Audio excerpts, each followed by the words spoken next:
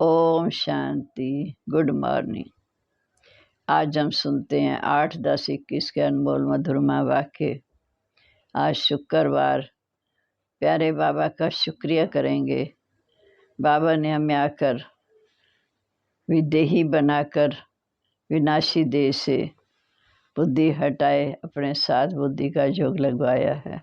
बाबा ने कहा कि इस समय सब जाने वाले हैं, अब तुम्हें शांति धाम सुख धाम में जाना है, तो पुरानी दुनिया से ममत्व मिटाना है। फिर बाबा ने कहा कि तुम बच्चों को बाप मिला है, बाप से स्वर्ग का वर्षा मिलना है, इसलिए बाप को याद करो। बाबा के डायरेक्शन बड़े मीठे हैं। बाबा कहते आत्म अभिमानी भाव, देही अभिमानी भाव। बाप आत्माओं से बात करते हैं, देही अभिमानी बच्चों से बात करते हैं। मधुबन में भी हम जाते हैं, बाबा के सन्मुख बैठ बाबा से मिलन मनाते हैं। बाबा आकर इस समय हमें पढ़ाए सतयुगी विश्व का मालिक बनने की बादशाही देते हैं।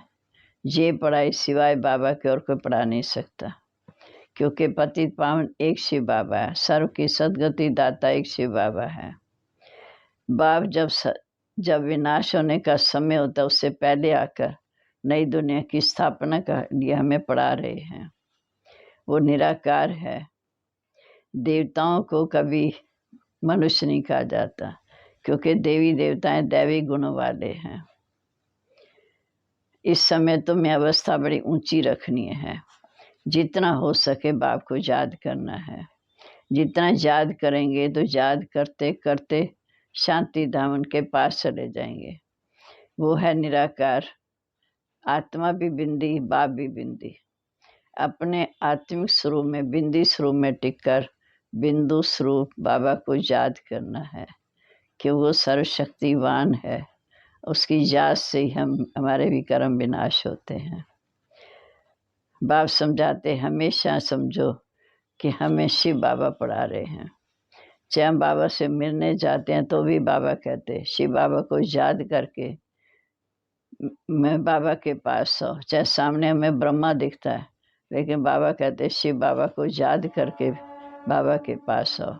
अब हम सुनते हैं आज के मधुरमा वाक्य। बाबा कहते मीठे बच्चे, अभी देही बनने का अभ्यास करो। अपने इस विनाशी देह से प्यार निकाल एक शिव बाबा को प्यार करो। प्रश्न है, इस बेहद की पुरानी दुनिया से जिन्हें वैराग आ चुका है, उसकी निशानी क्या होगी? वे आँखों से जो कुछ देखते हैं, देखते हुए भी जैसे नहीं देखते। उनकी बुद्धि में ये होगा कि ये सब खत्म होना है, ये सब जैसे मरे पड़े हैं। हमको तो शांति धाम सुख धाम में जाना है, और इनसे ममत्व मिटाते जाना है। योग में रहकर किससे बात करेंगे तो उन्हें कशिश होगी, ज्ञान का नशा चढ़ा हुआ होगा। गीता ओम नमो शिवाय। ओम शांति। बाप कहते मीठे बच्चे, तुम शिव बाबा को जान गए हो, फिर ये गीत माना जैसे भक्ति मार्ग का हो जाता। भक्ति मार्ग वाले शिवाय नमा भी कहते हैं, माता पिता भी कहते हैं, परंतु जानते नहीं। शिव बाबा से स्वर्ग का वर्षा मिलना चाहिए। तुम बच्चों को तो बाप मिला है, उनसे वर्षा मिल रहा है, इसलिए तुम बाप को याद करते हो। तुमको शिव बाबा मिला है, दुनिया जानती नहीं। जिसको मिला है उनको खुशी का पारा चढ़ा रहता। बाबा के डायरेक्शन बड़े मीठे हैं। आत्म अभिमानी भाव, देही अभिमानी भाव। बाप ही आत्माओं से बात करते हैं। देही अभिमानी बाप देही अभिमानी बच्चों से बात करते हैं। वह तो एक है, सो तो मधुबन में तुम बच्चों के साथ बैठे हैं।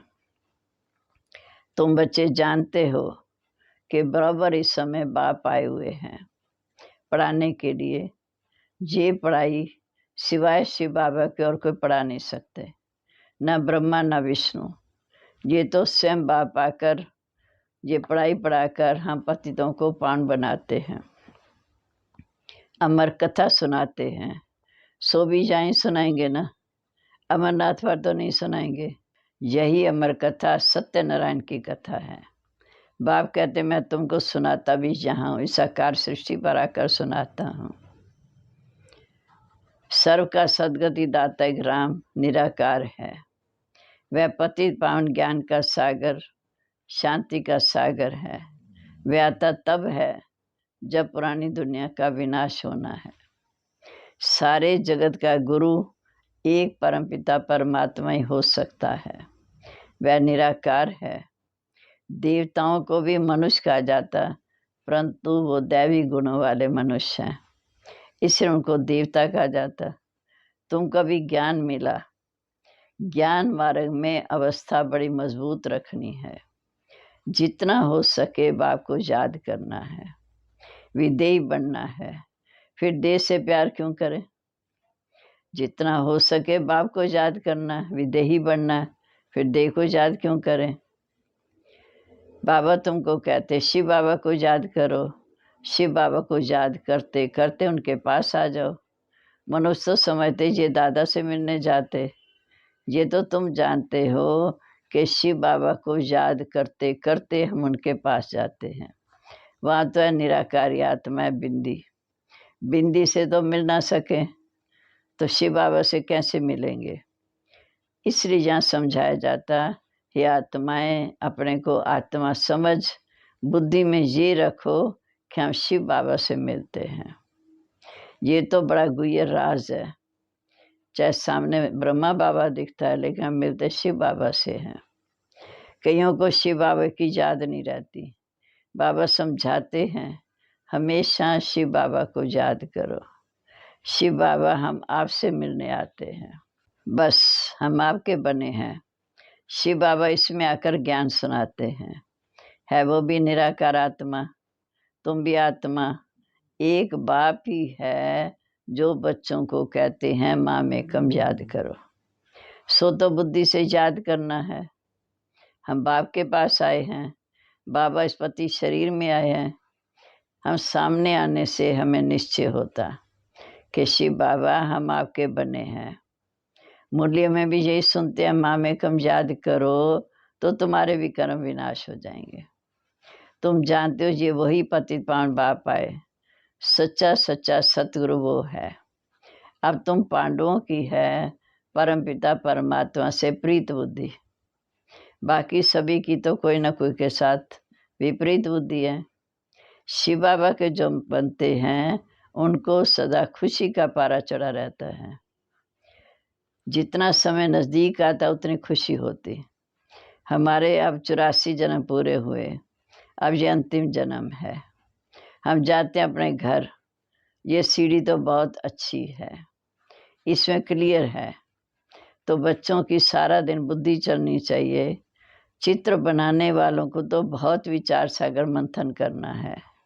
जो हेड्स हैं उनको ख्याल चलना चाहिए। तुम तो चैलेंज देते हो कि सतयुगी दैवी स्वराज्य हम में संख्या सिर्फ 9 लाख होगी। कोई बोले इसका क्या प्रूफ है? कहो ये तो समझ की बात है। सतयुग में झाड़ हो गई छोटा, धर्म भी एक, तो जरूर मनुष्य भी थोड़े होंगे।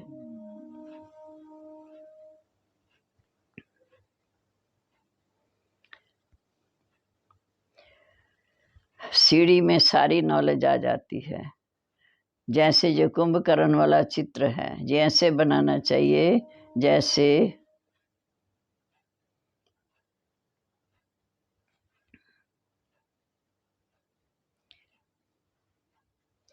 जैसे ये कुंभकर्ण वाला चित्र है, जैसे बनाना चाहिए कि ब्रह्मा कुमारी ज्ञान अमृत पिलाती हैं। बाबा मुरली में सब डायरेक्शन देते रहते हैं कि ब्रह्मा कुमारी ज्ञान अमृत पिलाती हैं, फिर भी अज्ञान नींद में सो जाते हैं।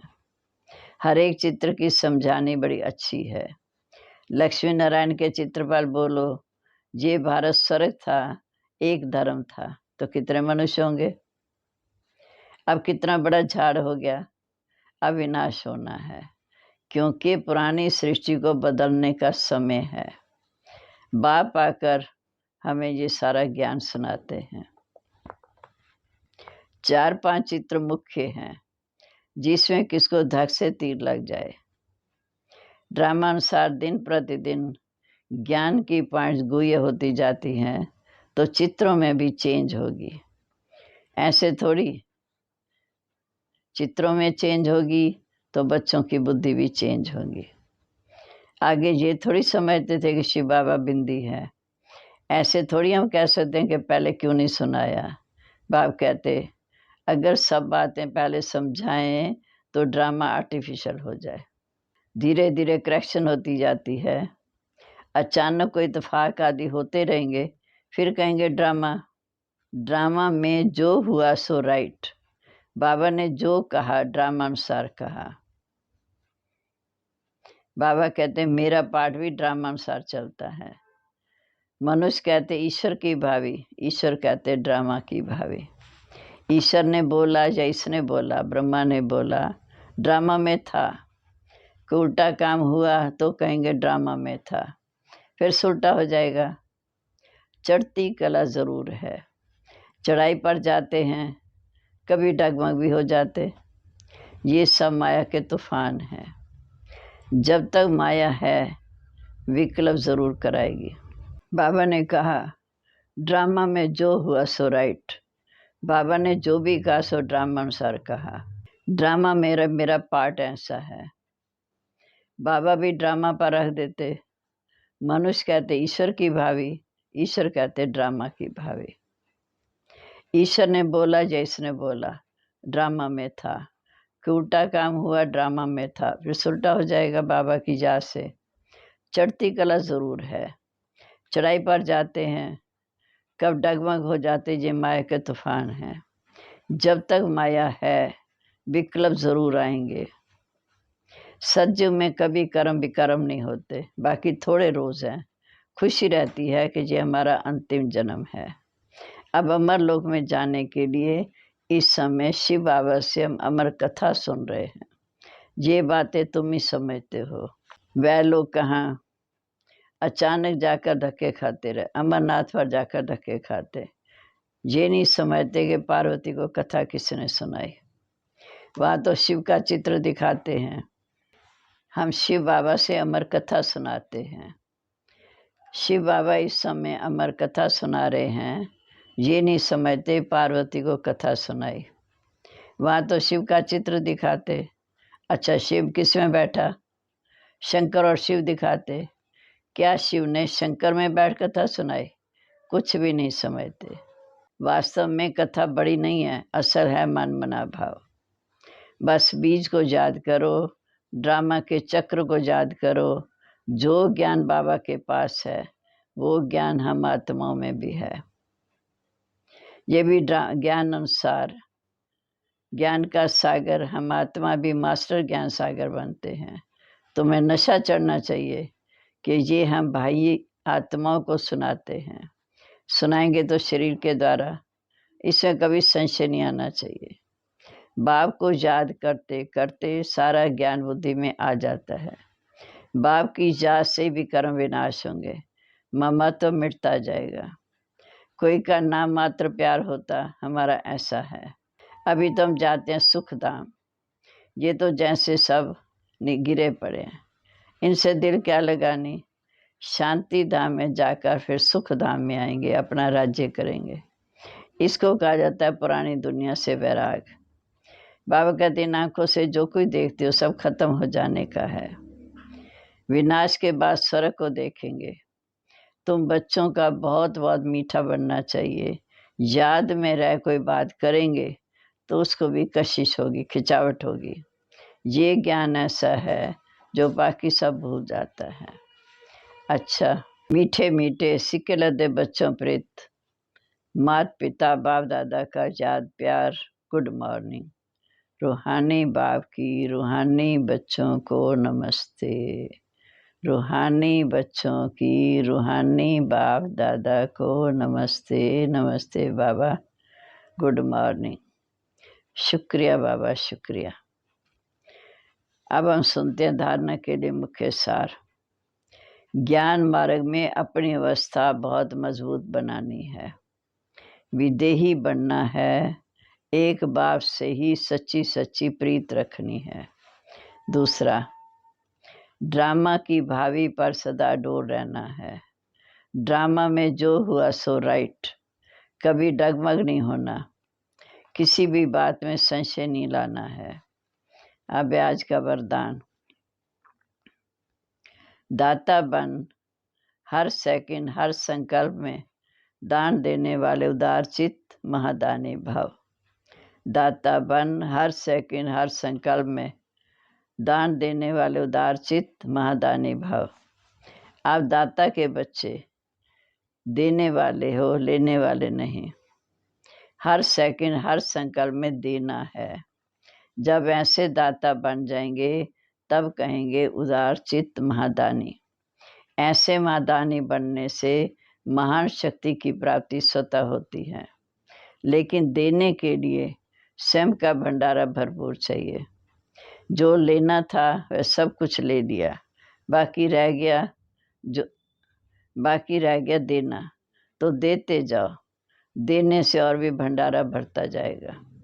स्लोगन है, हर सब्जेक्ट में फुल मार्क जमा करना है तो गंभीरता का गुण धारण करो।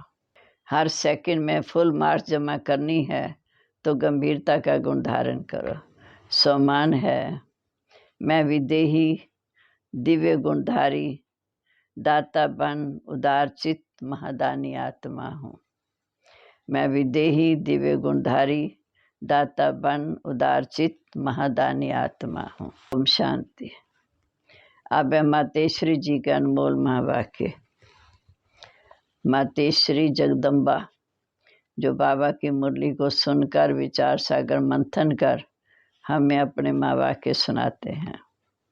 पहला, निराकार परमात्मा का रिजर्व तन ब्रह्मा तन है। ये तो अपने को पूरा निश्चय है कि परमात्मा अपने साकार ब्रह्मा तन द्वारा आकर पढ़ा रहे हैं।